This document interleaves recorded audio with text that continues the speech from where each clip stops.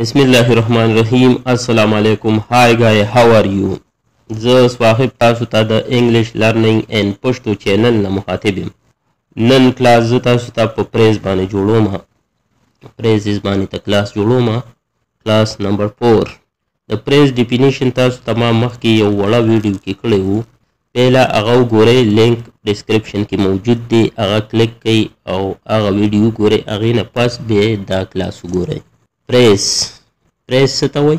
فقرې ته وایي. پریسز فقرې، ها غوږ شئ پریزز ته.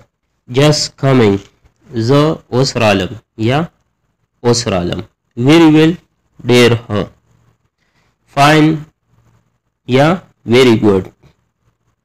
ټیک یا ډېره ښه خبره. ایز یو لایک، چې څنګه دې خوښه وي. ایز یو پلیز، چې څنګه دې خوښه وي. anything else سوالیه جمله ده. anything else نور څه شته؟ سوال سړی کوي که نه، بل کس نه. نور څه شته یا نور څه نشته. anything else that's enough، بس پرېږدی یا بس دا کافي دي. thanks for this honor، د عزت کولو شکریه. اوکې صحیح ده. why not سوالیه جمله ده. why not، ولې نه. not a bit، بالکل نشته یا not a bit لږ هم نشته. take care، د ځان خیال ساته. see you tomorrow، سار به ملاویږو یا سار به ګورو. yes by all means، او ضرور. that's too much، ډیر دی یا دا ډیر دی. yes sir، ښه صیبه یا حجی. no not at all، نه کله هم نه. never mind یا doesn't matter، څه خبره نه ده. nothing else، دا سوالیه جمله نه ده. nothing else نور څه نشته. nothing special، څه خاص خبره نشته یا څه خاص څه نشته. welcome، په خیر رالی. rest assured، یقین ساته یا یقین کوه. long time no see، ډیر وخت وشو نه لیدي. good bye، ښه لاړم. bye bye، لاړم. not the least، لږ هم نشته.